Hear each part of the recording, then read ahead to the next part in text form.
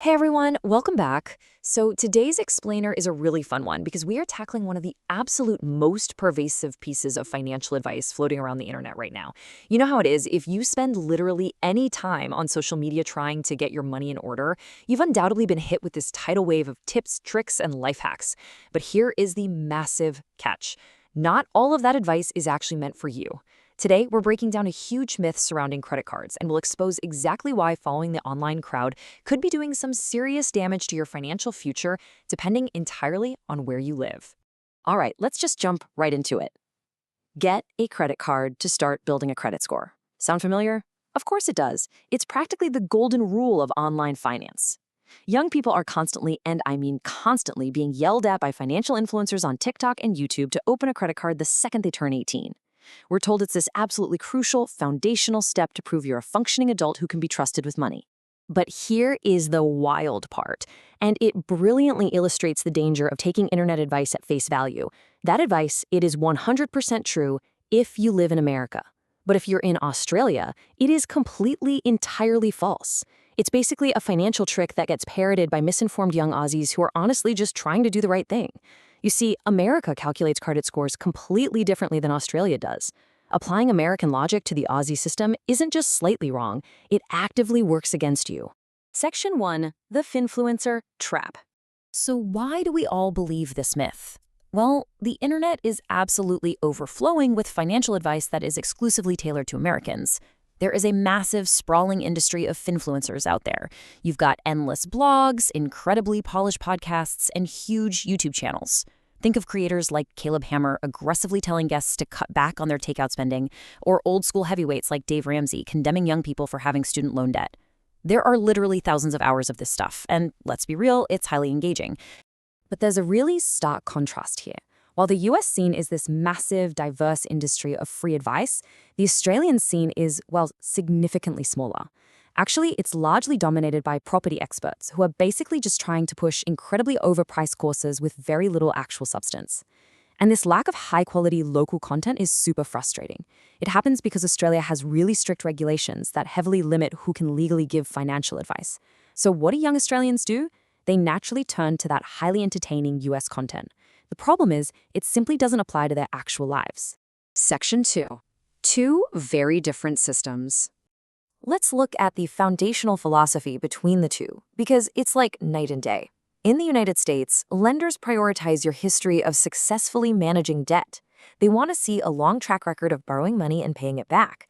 Basically, you have to prove you can handle debt by actually having debt. But Australian lenders, they don't care about that. They prioritize free cash flow and budgeting.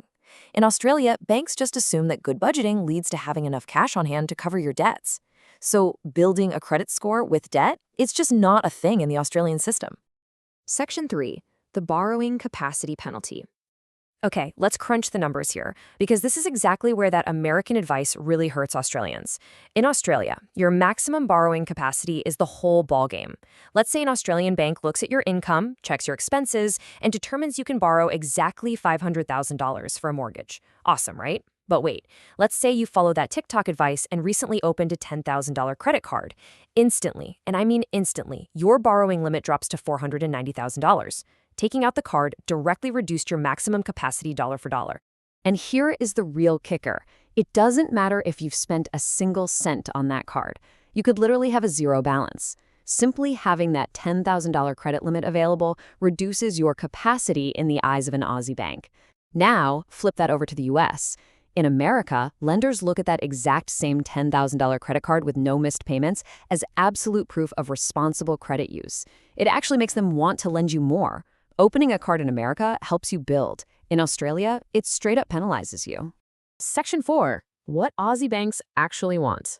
So if they don't care about credit cards, what do Australian banks actually want to see? Basically, three things. First, excess cash from your paycheck. They just want to ensure you have plenty of room to easily afford a new loan payment. Second, consistent savings. They look hard at your spending habits. Simply put, banks would way rather lend to someone with a steady, growing savings account than someone living paycheck to paycheck. And third, low, ongoing financial commitments. If you already have multiple car loans or personal loans eating up your monthly income, they are going to be incredibly hesitant to lend you a dime. Oh, and while we're talking about what banks look at, I absolutely have to highlight this. You know what a massive red flag is for young Australians applying for home loans right now? Online gambling habits. Seriously, banks heavily scrutinize your bank statements, and they absolutely do not like seeing gambling transactions. To them, it signals erratic spending and poor financial management, which completely destroys that consistent savings profile they're so desperately looking for. So how do you actually prove you're reliable without taking on debt? Honestly, keeping your expenses low is Australia's best version of proving creditworthiness, and believe it or not, simply having a regular phone plan is one of the absolute best ways to demonstrate what banks call serviceability. Paying your phone bill on time proves you can reliably manage an essential, recurring bill without needing a credit card to do it. It's safe, it's necessary, and it shows you're responsible. Section 5. The real role of scores. Now, I don't want you to think credit scores in Australia are totally meaningless, because they're not. They just play a very different role. In Australia, a credit score is primarily a risk assessment tool. Its main job is to flag risky borrowers so lenders can limit their liability. So while you don't need to build your score up like it's some sort of video game high score, you definitely need to protect it. Late payments and loan defaults, they will severely damage your Aussie credit score, making it way harder to borrow in the future. Think of it less like a ladder you have to climb and more like a safety net you really don't want to break. When you put the two countries side by side, it's honestly kind of mind-blowing. The US relies on credit scores for almost everything. Getting a job in America? Yeah, your employer might literally check your credit score. Imagine handing your boss a record of every late bill you've ever had. In Australia, never happens. Renting an apartment? In the US, a poor credit score can totally lock you out of the housing market. It acts almost like this dystopian social ranking where financial mistakes from your early 20s haunt you for years. Again, in Australia, that simply does not happen. So if you take nothing else away from this explainer today, remember this crucial takeaway for Australians.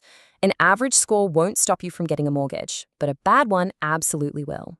You do not need a perfect, gamified credit score to buy a house in Sydney or Melbourne. You just need to show good budgeting, have a solid deposit, and avoid the defaults and missed payments that make you look like a risk. Missing payments on that basic phone plan we talked about? Yeah, that's going to hurt. Keep your record clean, keep your score average, and you are totally fine. Which brings us to our final question for this explainer. Is the financial advice you're scrolling past actually meant for you? Always remember that not everything you see on TikTok or YouTube is universal truth. A lot of that viral content is built for the US system, where the rules of borrowing are completely different. So next time a finfluencer pops up on your feed telling you to go out and aggressively open credit cards, take a step back. Remember your own country's rules and protect your borrowing capacity. Thanks so much for hanging out with me for this explainer, and I will catch you in the next one.